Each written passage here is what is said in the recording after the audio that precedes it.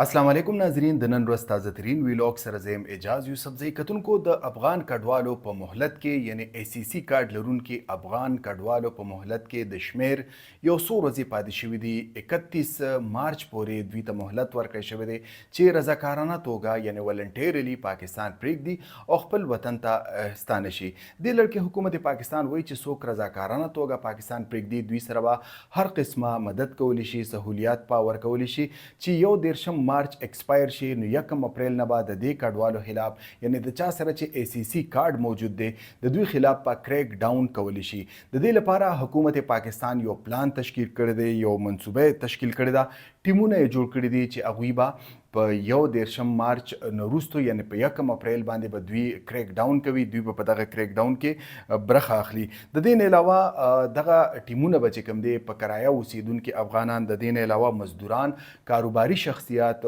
سکرینینګ به کولی شي او د هغې وروستو به هم د هغې فیصله کولی شي چې په دغه کسانو کې اللیګل کسان څوک دي که اللیګل معلوم کړی شو نو دوی به خپل وطن ته استانه کولی شي کتونکو حکومت پاکستان دا هم اراده لري چې تقریبا د 8 لکه نه سیوا ای سی سی کارت لرونکي افغان کډوال خپل وطن ته ولیږي کتونکو پاکستان کې دا مهال 8 لکه 80,000 پورې ای سی سی کارت لرونکي افغان کډوال ژوند کوي کتونکو ای سی سی کارت کې او پی او آر کارت کې بنیادی فرق څه دی 2017 کې حکومت پاکستان ای سی سی کارت اجرا وکړله او د هغه افغانانو ته جاری کړل د چا چې رجسټریشن د یو ان ایچ سی آر سره نه ده شوی یعنی د یو ان ایچ سی آر سره چې کوم افغان کډوال رجسټر شي نو هغوی ته پی او آر کارت جاری کولی شي او چاته چې پی او آر مطلب یو ان ایچ سی آر رجسټریشن نه دی ورکړی نو هغوی ته ای سی سی کارت ورکړی شو اوس په باقاعده توګه پاکستان د دې افغان کډوالو خلاف اپریشن شروع کولو اراده لري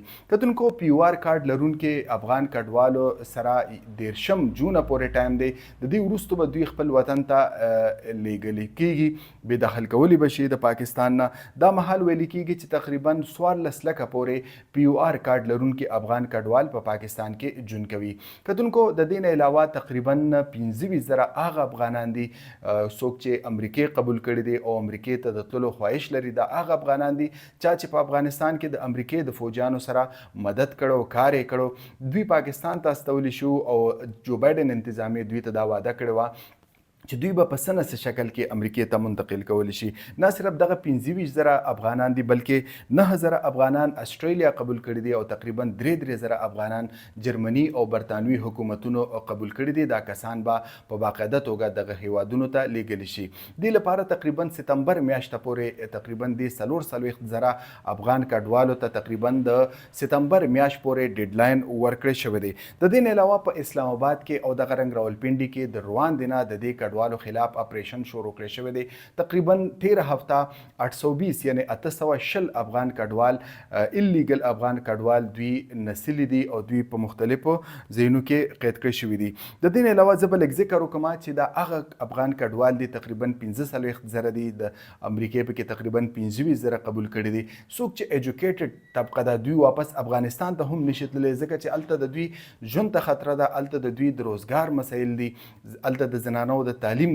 او دغه رنګ د زنانو د روزګار مسایل مخې ته راغلي دي د دې نه وروستو د پاکستان وزارت خارجه دغه متعلقه ملکونو امبیسیز ته چې کوم دی ویلي دي چې تاسو د خلکو ته ویزې جاری کړئ چې دوی د پاکستان نظر تر زره ستاسو هیوادونو ته یعنی امریکې برطانیې جرمني استرالیا یو شمېر نورو هیوادونو ته دوی درشي د دې نه علاوه زه به په دې ویلاګ کې ذکر کوم چې تورخم بارډر تقریبا 15 ورځې وروستو د عام تګ راتګ او تجارتي هلو ځلو لپاره پرانستی شوی دی کتونکو په دې 15 ورځو کې ډېر لوی نقصانات شوي دي د امپورټ او ایکسپورټ په مد کې لوی نقصانات شوي دي ویل کېږي چې تقریبا د روزانه په بنیاد به 3 میلیونه ډالر نقصان کېده تقریبا په 15 ورځو کې 15 میلیون ډالر نقصان دی ته رسیدلی دی تقریبا د پاکستانی روپو کې دا تقریبا 21 ارب روپۍ جوړیږي د دې نه علاوه زه بل ذکر کوم چې د روزانه په بنیاد 10,000 پورې خلک چې کوم دی تورخم بارډر کراس کوي. دا تورخم بارډر ډیر زیات اهمیت وړ دی. د پاکستان او افغانستان ترمنځ درې لوی لارې دي. په کې یو تورخم بارډر دی، یو خرلاچی کراسینګ پوینټ دی او د دې نه علاوه باب دوستی چمن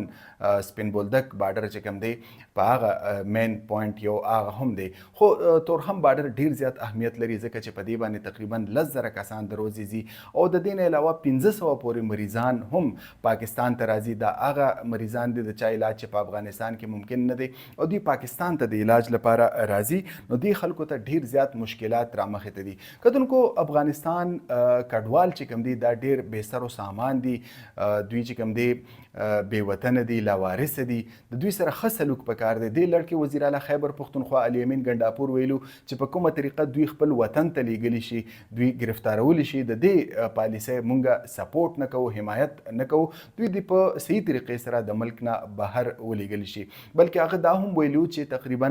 هغه افغان کډوال د چا چې رجسټریشن دی په پاکستان کې په قانوني طریقې سره اوسیږي او څو لسیزو راهیسې په پاکستان کې اوسیږي، دوی ته د شهریت ورکړی شي. د دې نه وړاندې تقریبا ستمبر کال 2013 کې عمران خان د هغه وخت وزیر اعظم هغه هم د افغان کډوالو د شهریت ذکر کړو، هغوی ته افر کړو. خو په پاکستان کې چې کوم سندي او بلوچ نیشنلیست دوی د دې منصوبې ډیر سخت مخالفت وکړو او دا منصوبه نه صرف د دوی د مخالفت له وجې بلکې په هغه وخت کې کووډ 19 هم راغی. نو دا معامله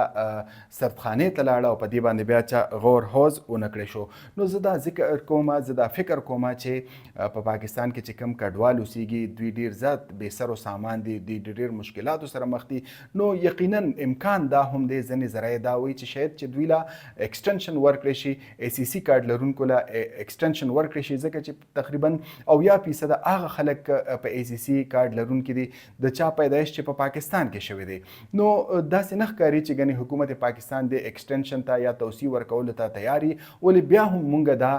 چې کوم دی